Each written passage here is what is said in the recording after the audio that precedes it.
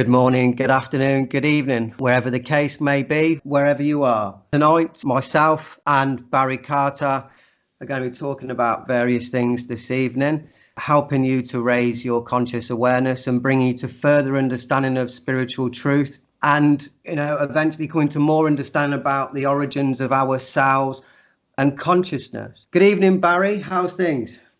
Good evening, Spencer.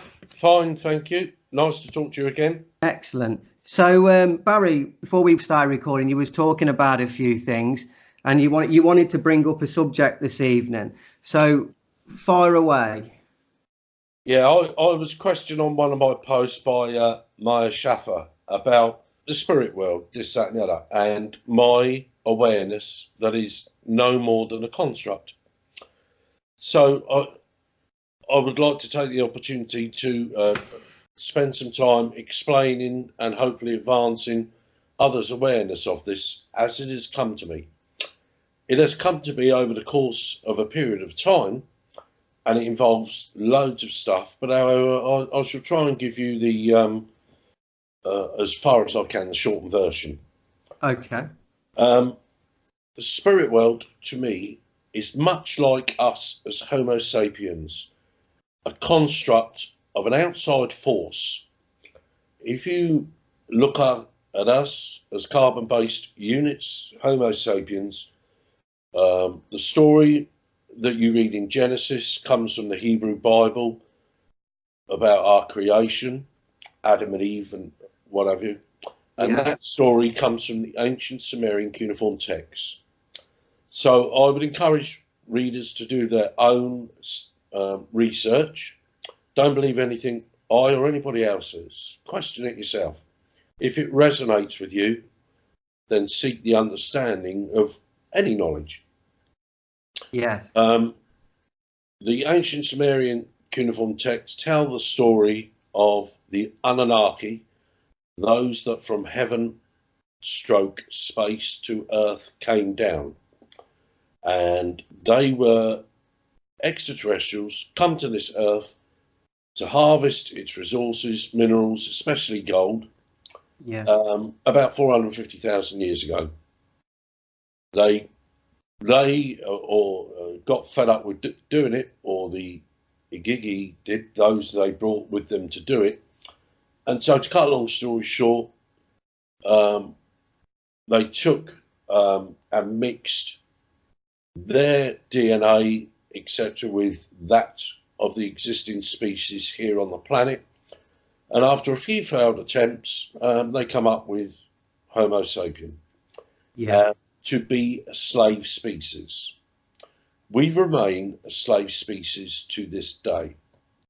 The slave species aspect was for us to do, our ancestors, to do the work for them as subservient and obedient little slaves, and that's what we've been doing ever since as a race.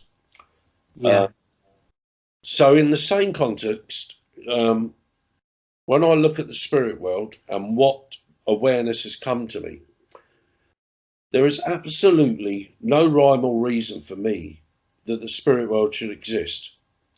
There was a time on this planet, and again, I urge the listeners to do the research themselves, that when one incarnated on this planet, one did not have the need to do so in a carbon-based body, spacesuit, whatever you want to call it. Yeah.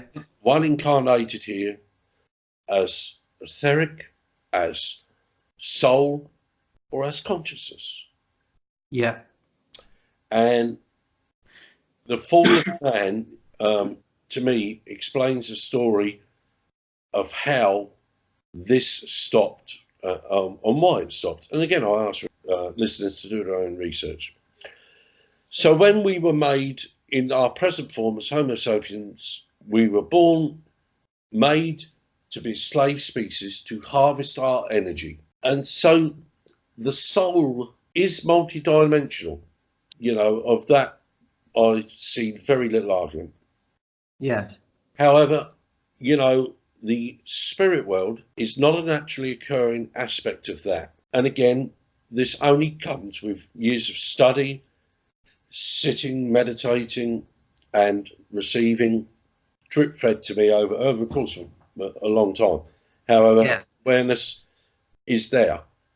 The only reason for the spirit world to exist is to trap the soul at the point of the physical death, the passing, to come back again almost straight away in order to harvest the energy, not only of the soul, not only of that spirit, but also for the soul to be born into another carbon-based unit where it would give rise to a new spirit for that incarnation.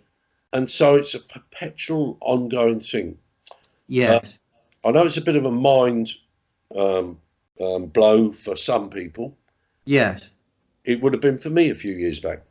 However, because I've done the work and on a personal level, I am able to share with you this knowledge because it comes to me, and it doesn't come to me from the spirit world. It comes to me from that which is beyond the spirit world. Yes. The spirit world, as I said previously in another video, a conversation, the spirit world, this physical third dimensional reality and much of the universe beyond is a prison. It falls under a matrix of control, and that control has been led for millennia upon millennia upon millennia by these nefarious spiritual beings called the Archons. Yes. At this point, I would like to make it clear, and I'm not being rude or anything to anybody. When one calls theirself a spiritual being, one has to take the time to be more specific, because demons are spiritual too. Yeah. All demons in all their variants, forms, shapes, whatever, are spiritual too. Absolutely. And they are the ones that manifest and control this system within the matrix that extends far beyond the physical plane, that keeps us locked in this. My journey has taught me, brought me to the awareness that one must go beyond the spirit, both of the self and to reach and communicate with that which is beyond the spirit, in order to receive the true and right information and awareness that is based upon universal law. Tesla done this, Cayce done this, each in their own individual ways. They were great exponents of this, and the older I get, the more I learn, my respect for those grows exponentially, because they, like Christ 2000 years earlier, and all the other what are called great teachers, Yes. Buddha, Shiva, this, that, and the other, they all drew us to the same message. It is our inability to see that message that is controlled because of that which is controlling us. Yeah.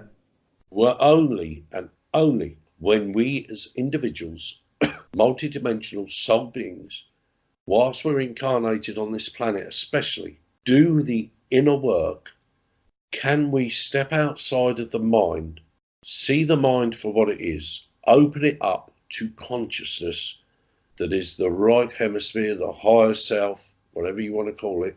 Mm-hmm. And I am not unique in my thought processes on this planet. I'm not alone. Absolutely. However, there are many upon many on this planet whose thought processes do not extend there, either out of ignorance, fear, whatever. And the reason people like me, and I'm not alone and I'm not special, can do this is because they, more than anything, have stepped outside of fear, and so stepped outside of ignorance. Yes. Nobody anywhere in the known universe has got more ability to save you then you have to save yourself. It all starts with you. And I don't care if somebody says Christ, the Pleiadians, whatever. That's where it starts, with you. The saving of the self can only come with awareness.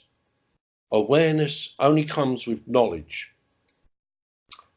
When one steps outside of fear, as I said in our first conversation, seeks to unlearn what one has learned and learn again with new eyes to realise the real lies.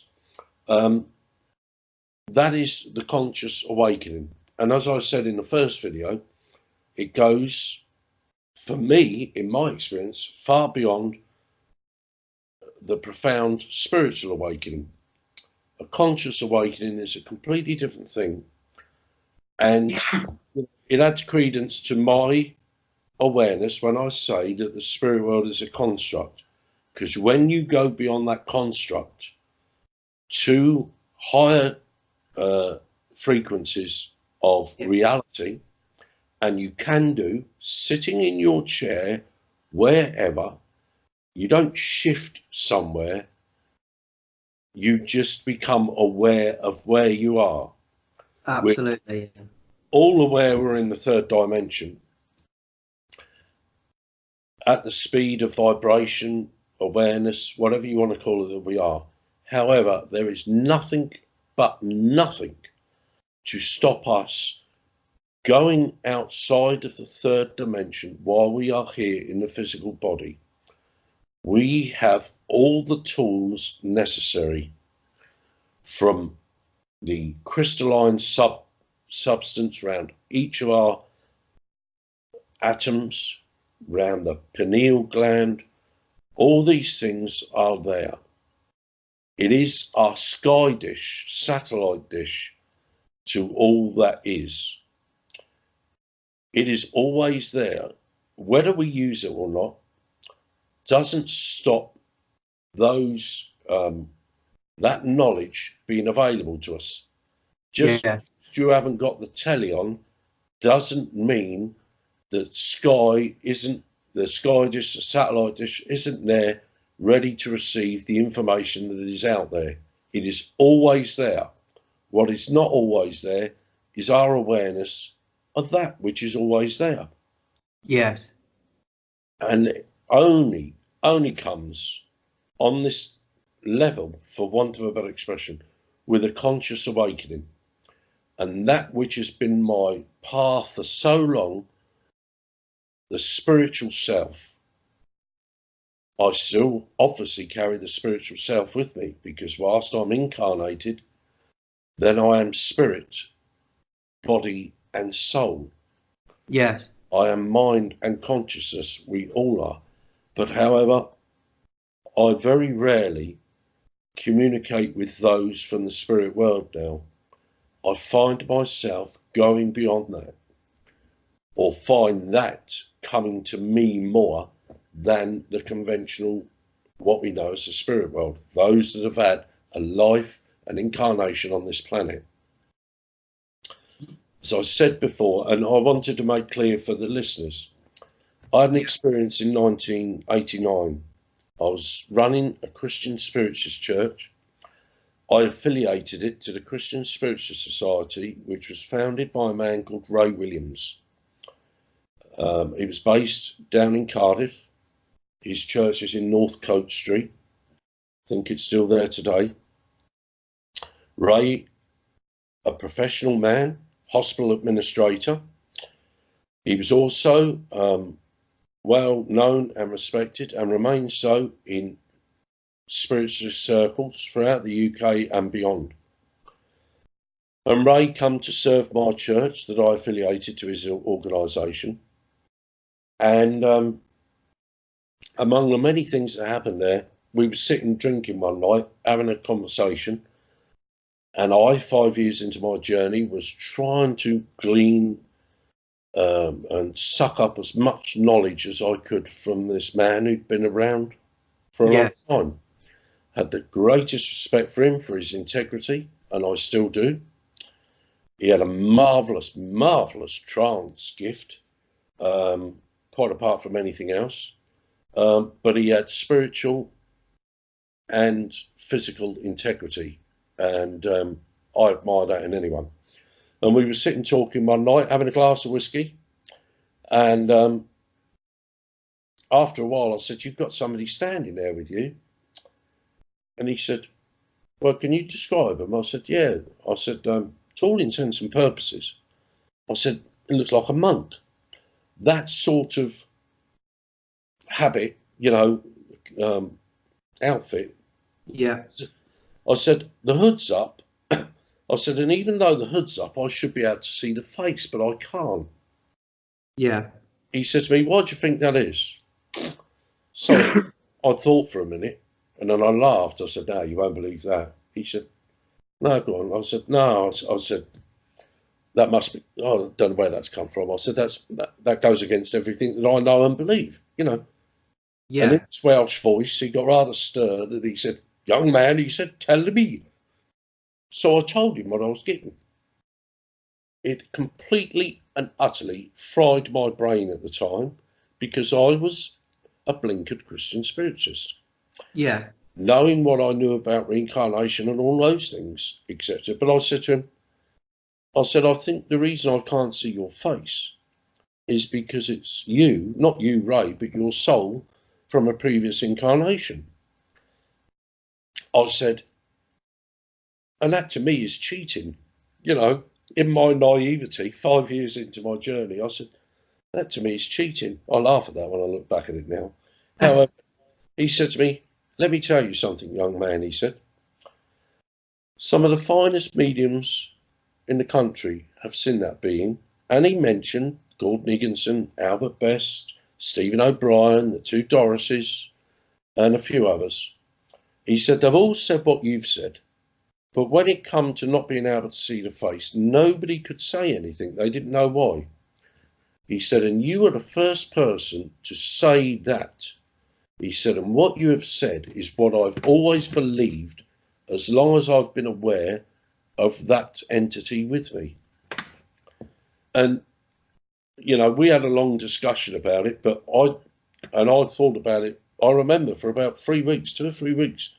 And in the end, I threw it to the back of me mind and dismissed it, because it didn't sit with me at that point of knowing and awareness that I was then. However, that has come back over the course of my conscious awakening, and I've been drip fed stuff, so to speak, not least of which to qualify that. And I have no fear in telling people that all their spirit guides are merely lives that their soul has led before. Again, I repeat, so it's the same mindset following you about. Yeah. And I say to people, if you're going to listen to anybody outside of you, listen either to your spirit helpers, because they have an outside influence, as it were, in your soul's progression, or listen to those from beyond the spirit world and seek to communicate with them. Seek to communicate with the field, as Tesla did in his way, and Cayce did in his way. He called it the Akashic Records. Yes. It is a field. It permeates all that is, was, and ever will be. Nobody ever invents anything. They discover, in much the same way as Columbus, we are told, discovered America. He didn't invent it, it was there. Yeah. He just come across it. Cook come across Australia. He didn't invent that, it was there. Yeah. All those things we are told are inventions are within the field already. The universe is perfect. It is only us, I say only us, but I'm sure there are others, which there are, the archons and this and that. Yeah. But from our perspective of the third dimension, in this reality we live in, it is us that bring the imperfections. The Lakota knew this. Traditionally, When they made something, regalia or whatever, they would deliberately put a flaw in it. Yes. And they done that because they knew only the great mystery, Wakantonka, that which they called their God, Yes. made everything perfect. Yes. And that is true. But then we are part of that perfection, and we make that perfection imperfect by our thoughts, perceptions, and whatever. And most importantly, by not living within accordance with universal law. We Yes. bring the imperfection to perfection. And individually and collectively, we have to seek that perfection from within and express it without. Yes. Absolutely. Barry, I know we've had quite a few discussions on the phone and stuff, and we know we've had chats about our communications and connections with higher dimensional beings, ETs, if you want to label them that, etc. I want to ask you. I want you to describe one of your experiences, if you will, about meeting one of these higher dimensionals, and explain like how they appear to you, how they express themselves to you. Do they come as a light form, or do they come more of a solid being, like a grey or more humanoid? Do you want to go and take us more into that? Well, I've had all of that, Spence, right? Okay. I've had all of that, and I'm sure there's more to come. But before I get to that point, let me trace something back, because in the first conversation we had and recorded, you Yeah. asked a similar question, and there was another something come to me afterwards. Okay. With my first ever Anipi sweat lodge ceremony, um, if you've ever sat in a circle, as I had done, nothing can prepare you for a properly run a nippy ceremony, sweat lodge ceremony. It is one of the most amazing spiritual experiences you'll ever have if it's done right. I am fortunate that it was done right. It was led, from the outside by Bert. Yeah. Anyway, when this ceremony had finished, I come out the lodge. I cannot tell you how I come out the lodge, right? But I walked away from the lodge. How I walked away, I do not know. Such was my state of being. I can't explain it, right? It Mm-hmm. wasn't negative, but I just can't explain it. Yeah. Anyway, Bert come over to me and he said, I'm standing there dripping with sweat and whatever, and with a towel wrapped around me, pair of shorts on. And he just looked at me for a minute. He said, "You've seen it, Machina." I said, "I don't know what I've seen, Bert." He said, "I know that look." He said, "And I know you've seen it because I've experienced it myself. And I, I wish I could replicate to you the smile that Bert had." And it gave me a sense of peace and whatever, because these words were coming from him. I still wasn't aware of it. In 2016, when I come back into spiritism, to seek qualification of a mediumship, one of the things I'd done, which I'd never done before, I was going to Philip and Ruth Towler's church up in Ashford, at the WI meeting hall. Can't remember the name of the road, but anyway. And for a couple of, it still meets on a Saturday, and I used to go there on a Saturday.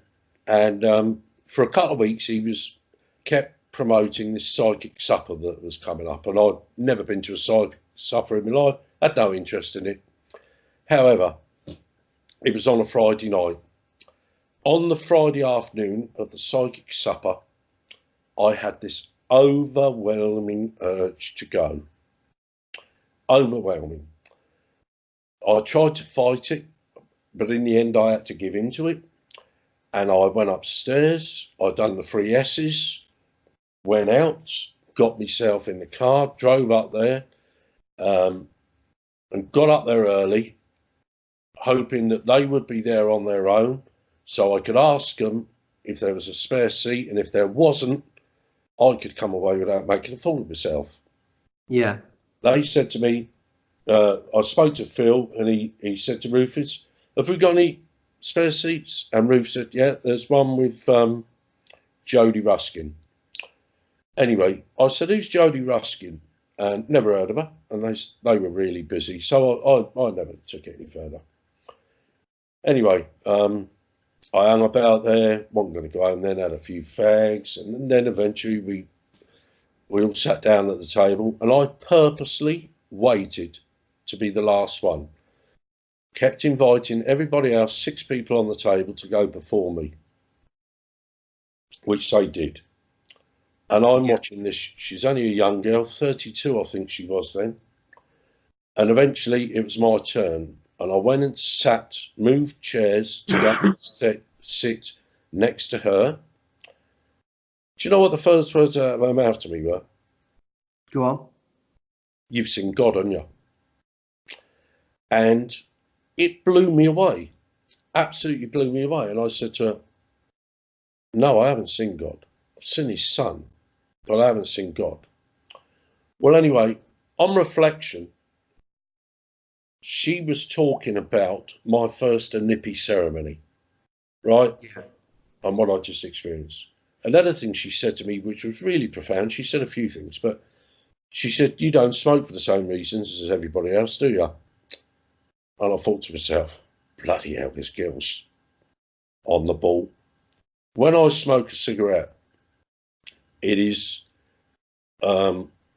tobacco, and the Lakota used the tobacco, filled their pipe with tobacco and kinnikinnick and other things, and the smoke represented the visible breath and the words, and they would rise up. And so whenever I smoke a cigarette, at the end of my cigarette, I break the filter off and I offer the tobacco back to the earth from whence it came, with the little prayer, Metakwe Oyasin, we are all related. This girl was really, really good. And like I say, she said, you've seen God, haven't you? And I can only equate that to my first Anunaki ceremony, and I can't describe that any better to anybody else, so don't ask me to. I just ask you to know that I'm not lying. Anyway,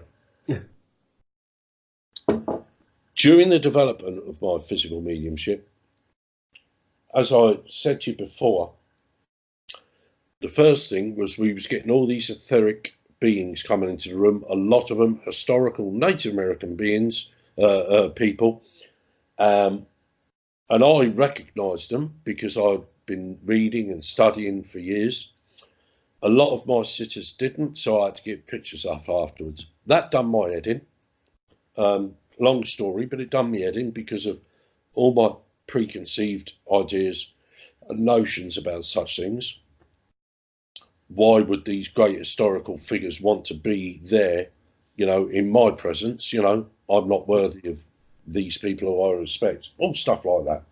Yeah. Then we were getting ETs and extraterrestrials, and we also had a portal open up, always on my right-hand side of the cabinet, left as they looked. Portal opened up. I've only seen that portal with one other person. That was Robin Hodgson when I watched him in trance in March of last year at Broadstairs. Yeah. This portal, I am of the awareness that the portal has to open up for these other dimensional beings to come forward, to come in. When a woman falls pregnant, and she gives, she's carrying a baby, an interdimensional portal has to open up for the soul to enter the womb. Yes.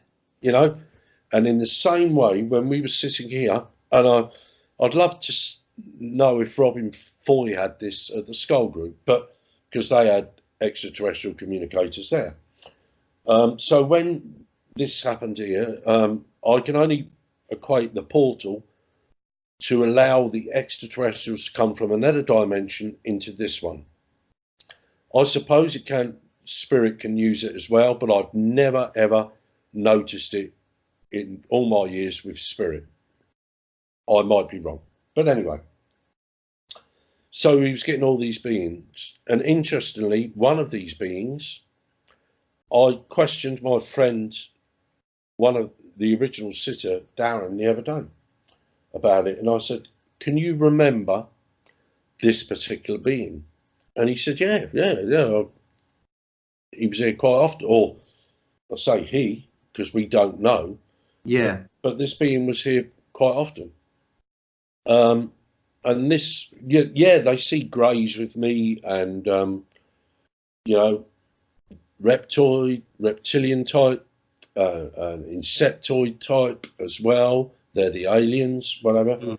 As I said in the first one, never at any point was I or any of my sitters in fear. Just because they're reptilian or insectoid or greys or whatever, it doesn't necessarily follow that they are bad or evil.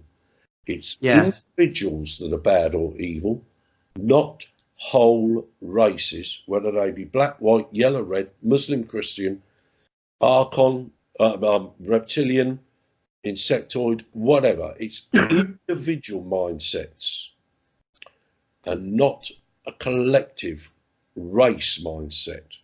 Yes. I cannot stress that enough. I will just quickly add something, Barry. You've just made me think of something that somebody told me about 15 years ago. And when they were talking about when they've seen orbs, and of course, orbs come in many colours, shapes, etc. And they appear in many ways. Now, this person particularly said to me, I will never go near red orbs because they mean that it's a bad spirit.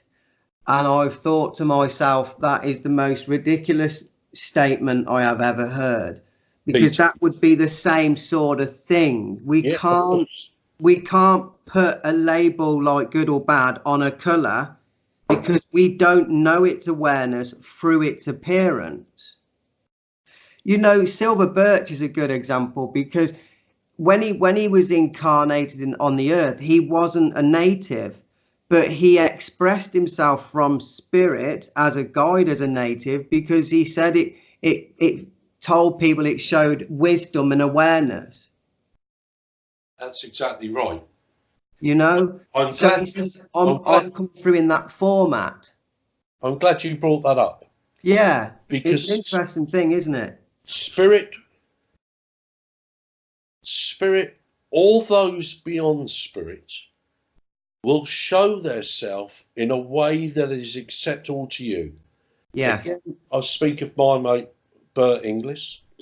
When he first started on his journey, he didn't want to do it. He'd just come back from the war. He was him and his wife were living in a prefab with a young family. She wanted to develop a mediumship, and he didn't believe in all that stuff. He battle weary, battle hardened.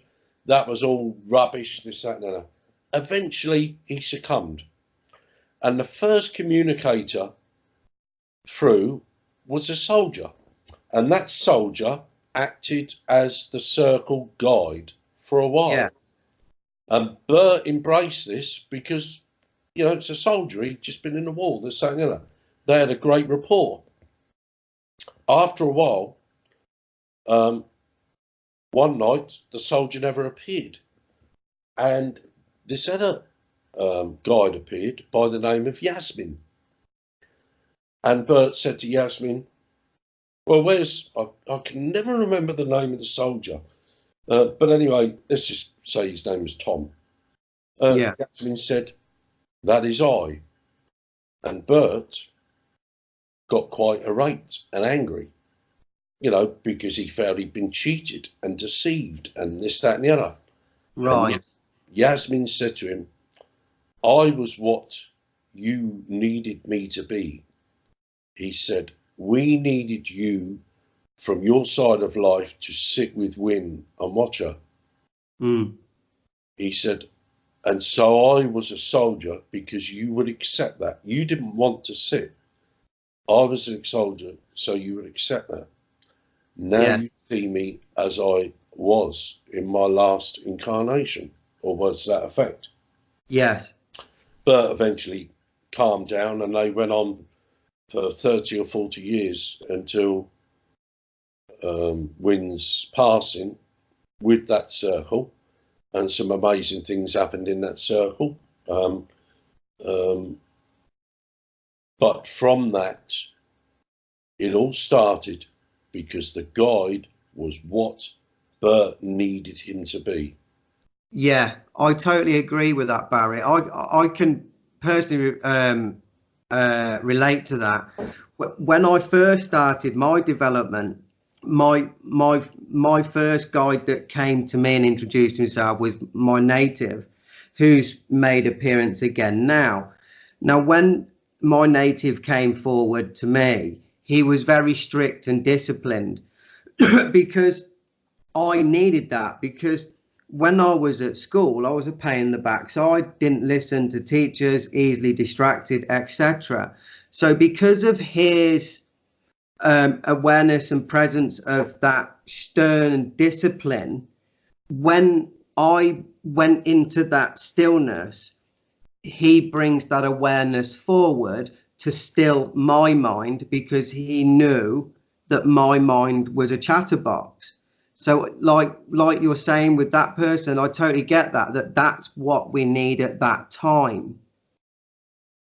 You've just reminded me, as you've said that, for the benefit of the listeners, one of the things me and Spencer discovered when we first started talking to each other was the name of his guide. Yes. Running Deer. On my wall in my house, I have a painting of one of the circle guides of Win English and her circle. And that circle guide is called Deer Running. When Spencer told me the name of his guide, his Native American guide, Who I painted.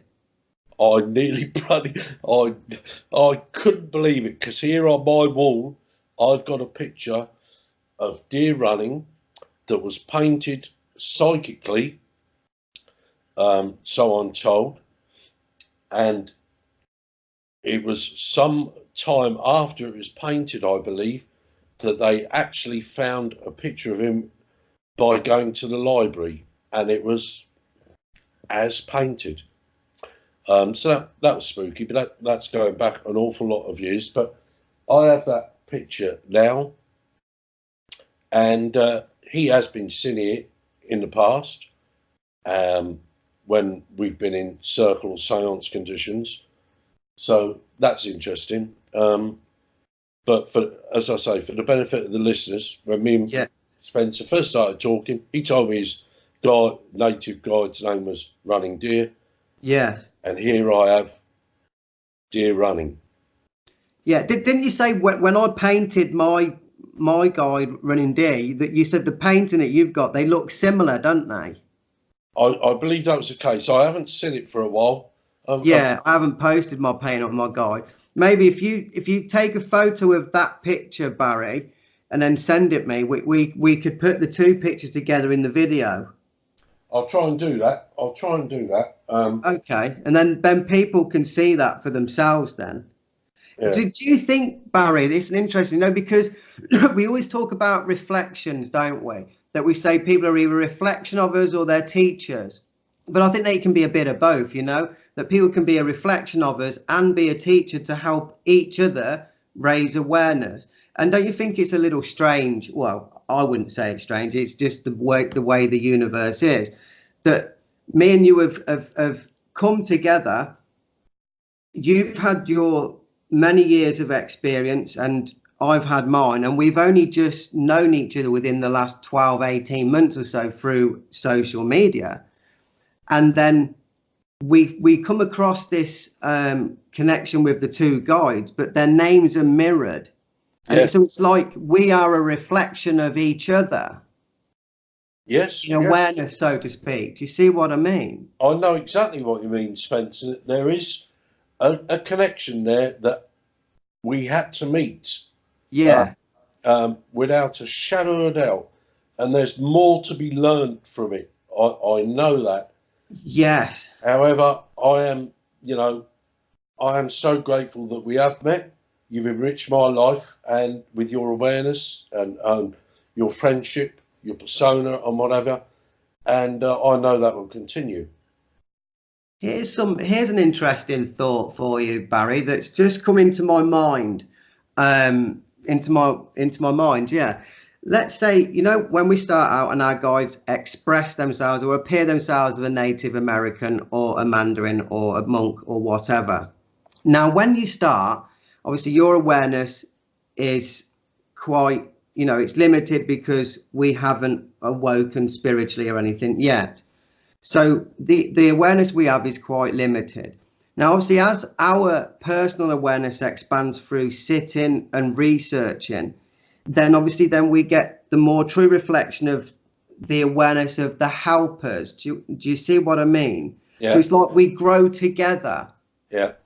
So because we talk about raising our awareness and raising our points of awareness through higher realms of consciousness, which are higher dimensions. So when we raise our awareness, because like the planet now is heading towards, we're saying the 5D at the moment, aren't we? Consciously, the world is heading towards, but there's many of us that can tap in beyond that. So so when we tap into our awareness, when we raise our awareness, and let's say one of our guides comes through through dimension 6 from our point of awareness now. Yeah. Now, if my awareness raises and I'm going through 7 and 8, etc., then the guide obviously will do the same because he or she that represents themselves is part of our soul. It's a facet of us anyway. So it's going to take the same journey. So you become aligned. Yeah. Eventually, because we're told we are one. So that's the journey that we've got to come back to being all one. Yeah. First, we have to become one with the self. Yes. The self being the soul and the multi-dimensional aspects of it. Yes. First, we have to do that. And when we've done that, then the soul can become one with all that is, was, and ever will be. The consciousness that universe expressing itself. I mean, I've always sat with nature and stuff, obviously, like many others through their development.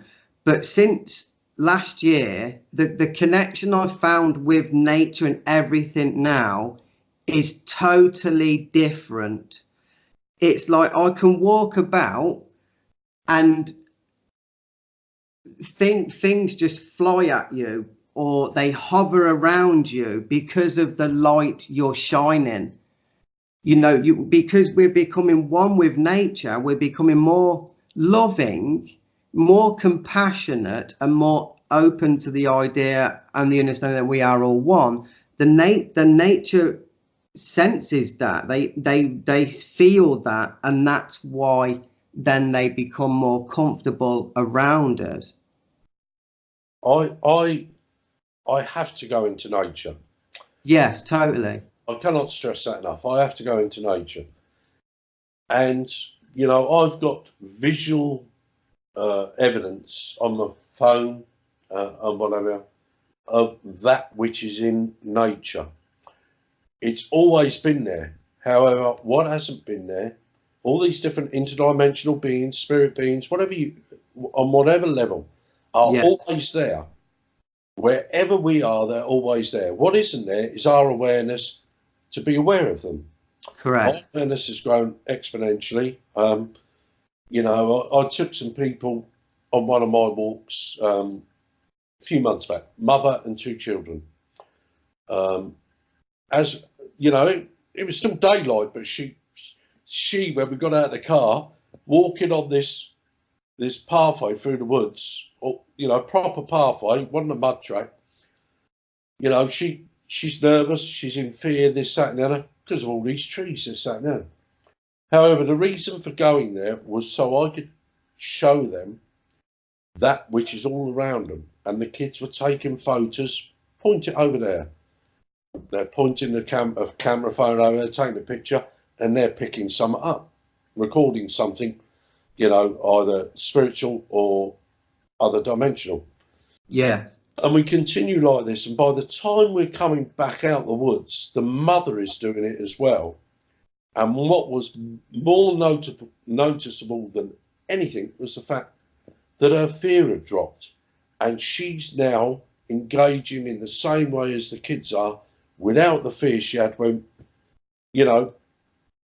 what that represents is our fear of that which is unknown, which is perceived to be outside of our paradigm. She started that walk like that. The kids didn't. 19-year-old and 15-year-old, I think they were. The children didn't, but she did. And by the time we finished, that woman had stepped outside her fear because she'd got visual recorded evidence of that which is outside of her paradigm. Yeah. And suffered no ill effects because of it. That was a beautiful walk because so much was done. Not least of which for the kids, but certainly for her, because she stepped outside of her fear. Yeah, and that's what it's about, isn't it? We've got to step out. We've got to go beyond fear, because fear is the false evidence appearing real.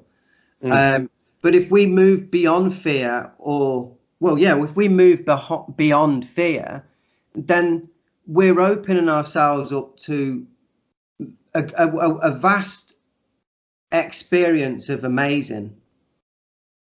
Because the universe is so vast, and we are just a small speck of sand, so to speak, in comparison to the size of it. And so there's so much more to explore, and we've definitely got to do that for our own sakes.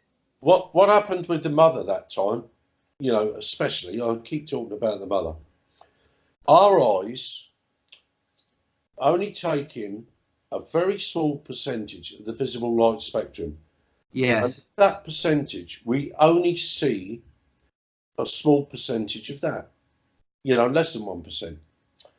And that light goes in through our eyes. We don't see with the eyes, light. All we see is light with the eyes.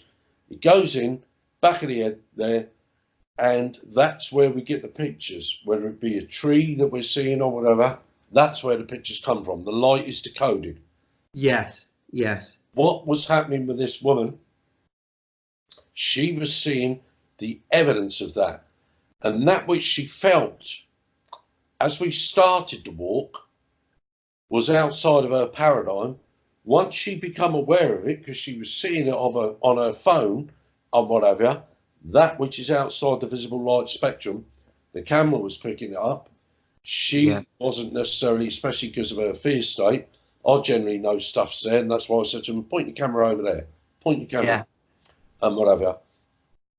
They couldn't see or couldn't feel what I was at the time, but then on the way back, I got them to do it, and I said, no, you do it on your own. Just calm the mind and look at different places that you did on the way up. Just come back exactly the same way, and just look with a calm, empty, open mind. And when you feel the urge, take a picture. Yes. That was beautiful, because I was then showing them what they could do. They was experiencing what they could do with the self. They didn't have to rely on me anymore. Yes.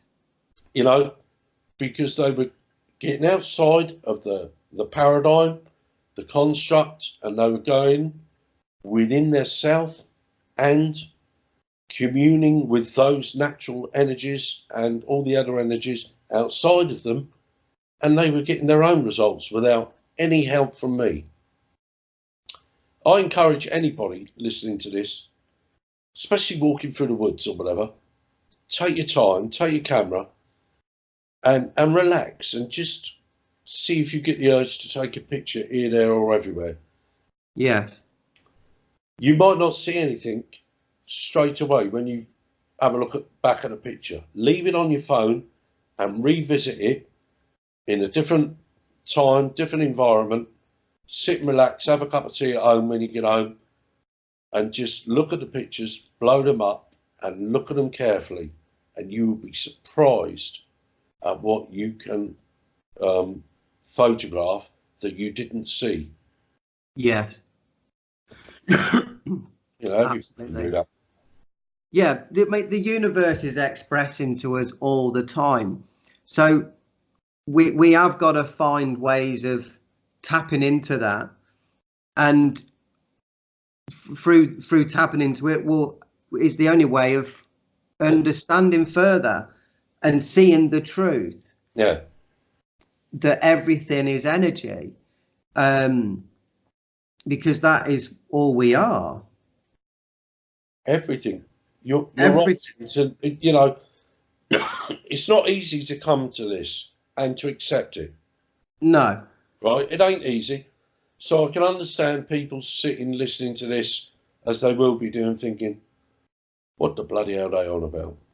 Yeah. But I say to them people, look around you where you're sitting listening to this, and look at all the variant forms of energy in your living room or wherever you're sitting watching it, and how it's expressed itself. Yes. Whether it be the construct and the makeup of your sofa, whether it be the television, whatever, look at the energy associated with that, how it came into being, how it operates. Everything is energy, including us, third dimensional, carbon-based units that house this spirit and this soul. Everything in the universe is an expression of sound or light, individually or collectively. Yes. Absolutely. Yeah. Yeah. I have noticed, Barry, the last couple of days, the energy around has become mightily strong. I've had some lovely meditations the last couple of days, and the energy has been very different. I'll talk of an experience if you want that I had yesterday. Please. And I've never had this experience before. So I was suggested to meditate after our video and stuff, and I started meditating, and I noticed the energy started to form around me and become very static like for a moment, and the energy was very strong just behind my head, like in between my shoulder blades, sort of round there, sort of feeling, where one of my guides was coming forward to be in the energy with me. Now, while I was meditating, I suddenly went very deep, and while I saw things going on in my mind, I saw myself, and I saw my hands, my arms outstretched to my side, and my legs slightly shoulder width apart, like as if I was floating, standing in that position. And then all of a sudden, I saw energy come around that body of mine in my mind. Now, the energy was shaped like an apple, the way it was going in and through and around me. So the energy was coming up and under through, in between my legs, up through my base chakra, up my spine, and out through my crown and round my body. So it created like a shape of an apple. Like Da Vinci's Yes, Yeah. like that. That's it. That's yes, that picture. And the energy was all blue at first, and I could see it moving around as if it was circulating around through, going from the bottom up through the crown and out again and making a full circle. That happened for about 2 or 3 minutes. While that was going on, I felt the chair levitate. Now, just for those listening, the chair didn't actually levitate because I checked. Although I was deep, I was aware enough to just move my heel slightly to touch the chair leg, and I knew I was still on the carpet. But I become very light, and the chair I was sitting on felt very light, less dense, which was unusual.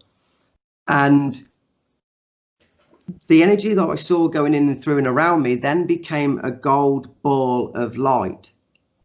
It was like a bubble. It was very transparent, like a bubble, and it had a gold reflective round the edge. So the energy was gold, and it was like it was giving me healing on my electromagnetic field and on my aura level.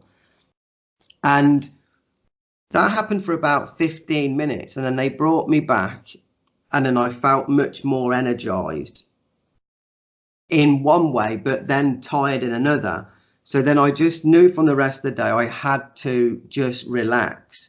So it was, they were giving me some healing and cycling out energy that needed to be removed and bringing in new fresh energy. So that was the experience I had yesterday with my native. Well, it reminds me of an experience I had in sleep state the other day. When I was a young kid, 50 odd years ago, used to get taken to this old fashioned barber shop. And I'm having my hair cut by the man that run that shop 50 odd years ago. Well, he stopped cutting me hair and he went down to my feet. And he got this thing out of his bag, this tool. And, you know, I have to say to you, I was a bit fearful of it. He said, no, you'll be all right. But he had to hold me and restrain me while he was taking this dead skin off my feet. I realised I relaxed because it wasn't hurting, right? Yeah. I was fearful it was going to hurt, but it wasn't hurting. And he was taking this dead skin off. And in some cases, when he pulled the dead skin off, he'd pull out a root that had gone into my foot. Yeah. And also, in many cases, it was bleeding, but it wasn't hurting. Yes. That, for me, was being healed on a soul level. Yes. Being cleansed, healed, whatever, on a soul level. A new experience for me.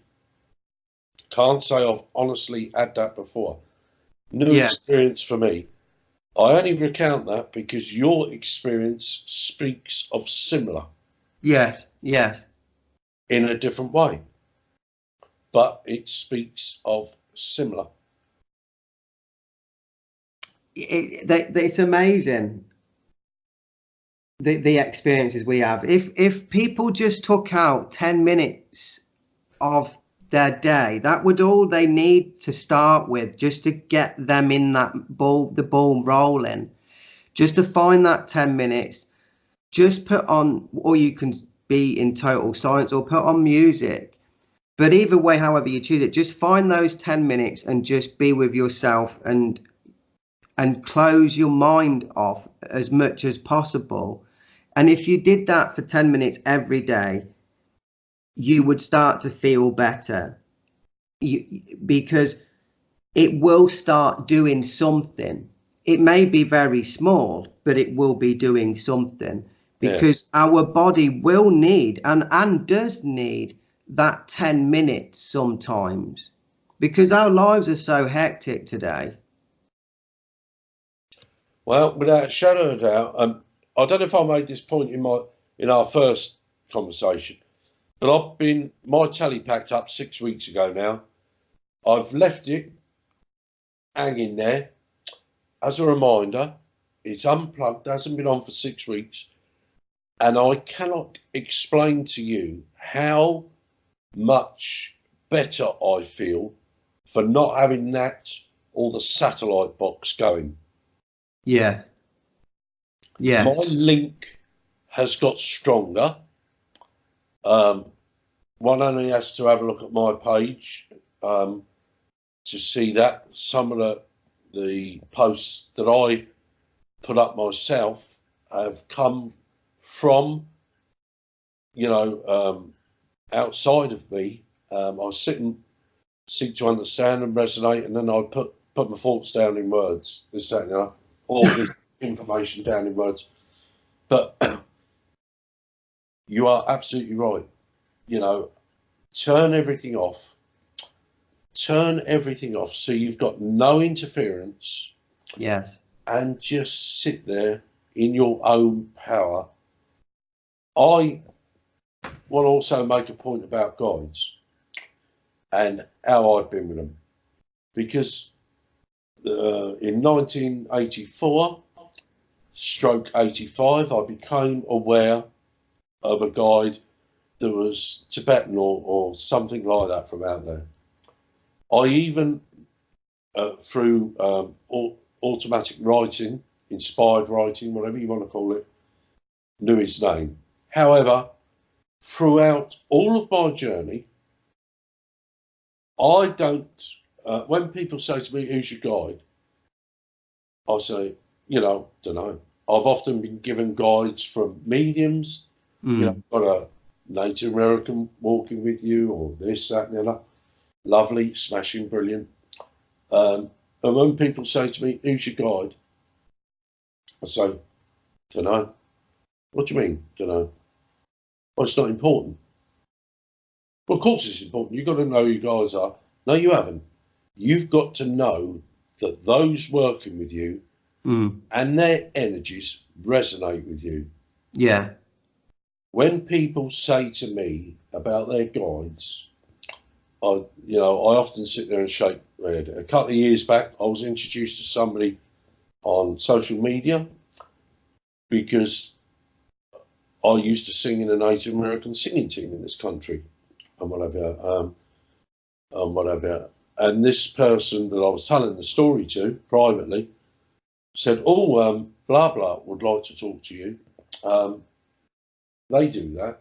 Anyway, I had a chat with this person, a female, and she's got loads of pictures of herself in Native American regalia, beating, with a hand drum and this, that, and the other. And she said to me about her love for Native American people. She said, "You'll never guess who my guide is." And I thought, I bet I could. That's all I ever hear. But I said, "Oh," she said, "Sitting Bull."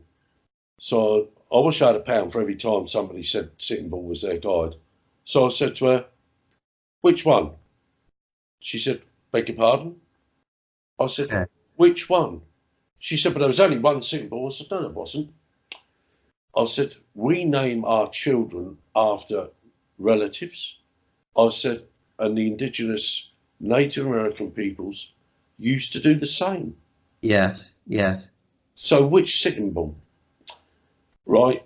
The reason I'm telling you this story is because of the ego people carry with their guides.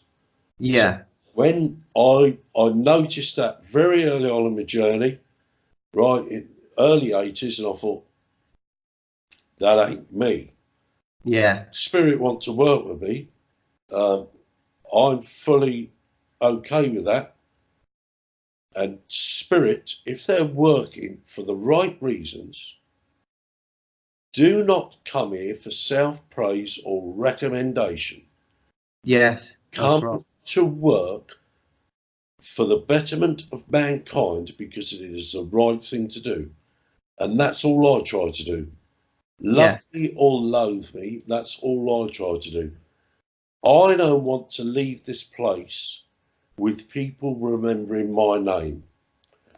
What I would like is for them to remember the messages that I've tried to share and the truths I've tried to share.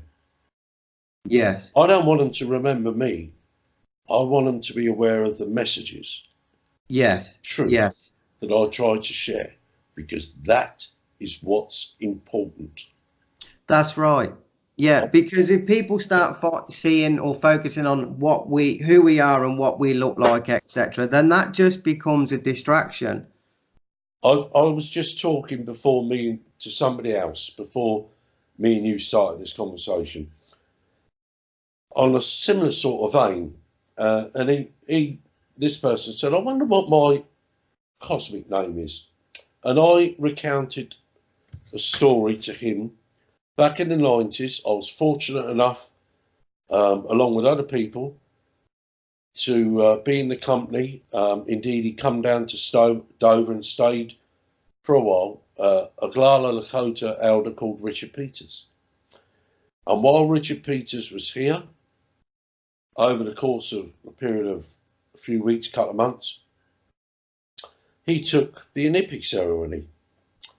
And the first Inipi ceremony he took, he said, I haven't come here to tell you people you're doing it wrong.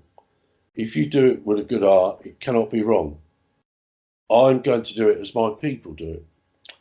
As it happens, he was very pleasantly surprised to find that we done it as his people done it. And the people that have been doing the Inipis on that particular piece of land for years had been doing it with integrity, humility, respect for the Native American people and their traditions. And so he was really enamored by that. We used to have an Inipi ceremony sweat lodge every Saturday.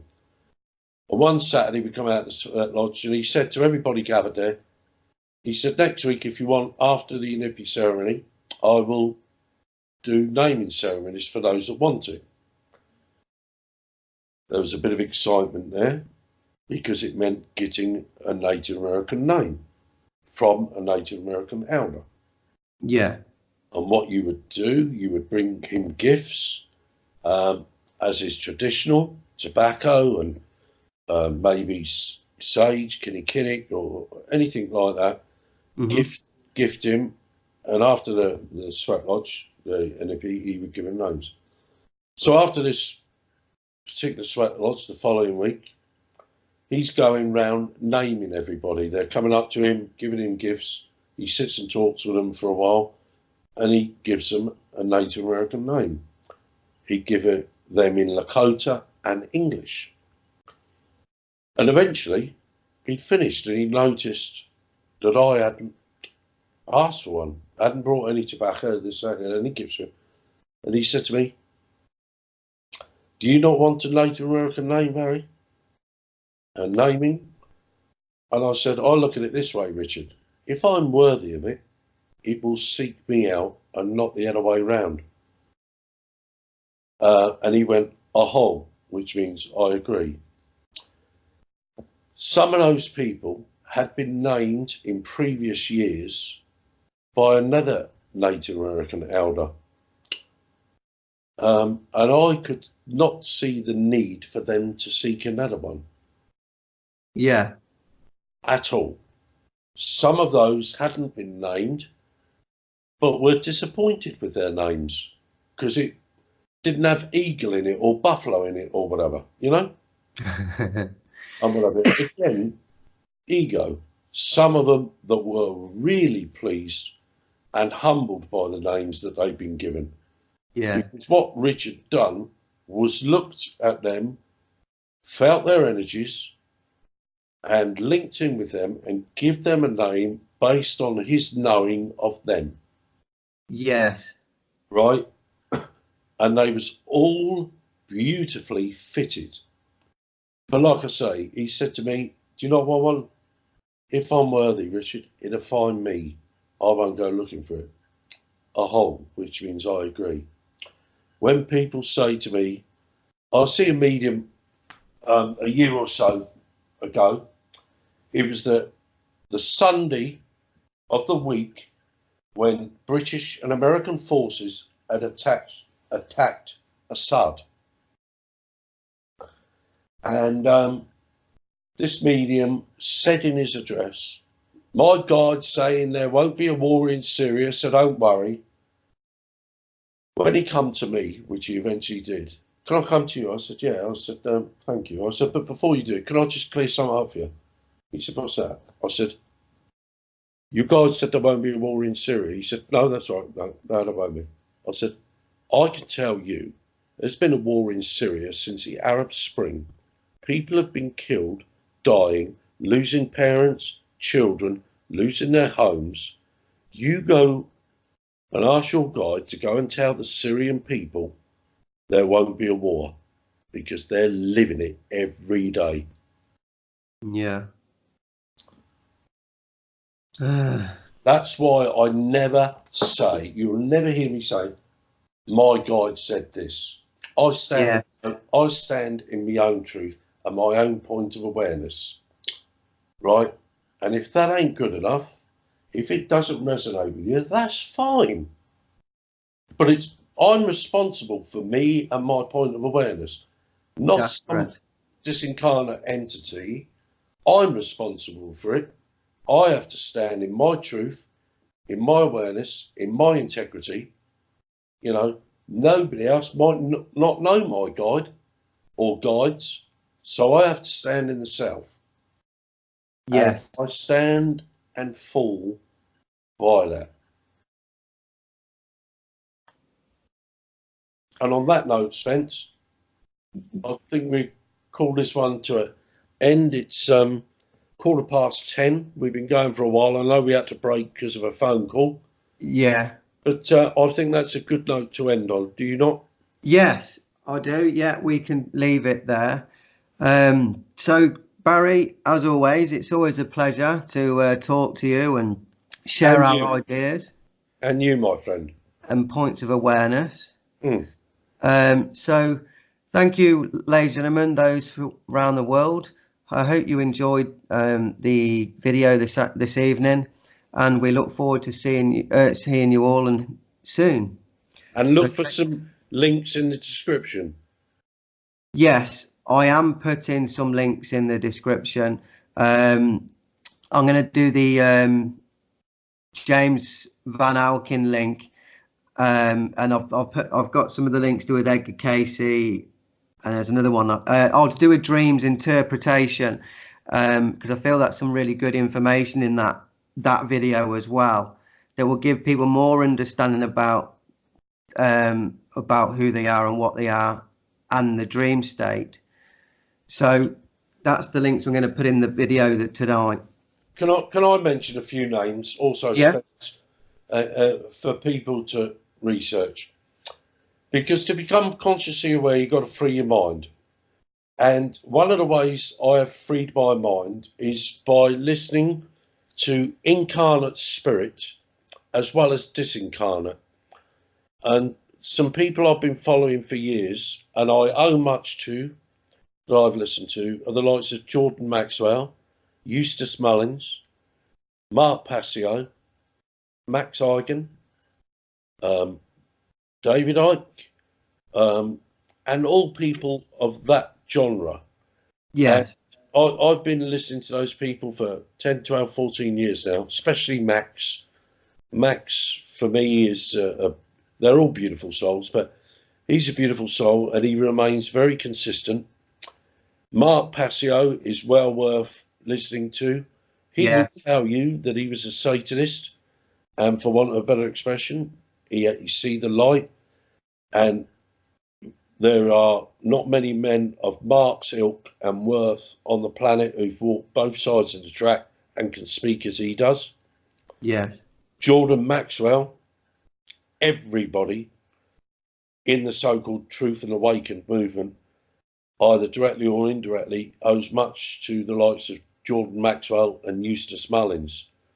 Before I was born, Jordan Maxwell was spending hours in reference libraries researching the stuff that we can now get at the touch of a finger on the internet. He was in libraries, reference libraries, this, that, and the other. So, you know, look at these people and expand your awareness. Yes. Free your, expand your paradigm, your thinking. Knowledge will set you free. The truth will set you free. Knowledge will set you free. And these people and the message that they share may well help you. Absolutely. So, Barry, until next time, God bless and speak soon. And so do you, Sven. See you later. Bye.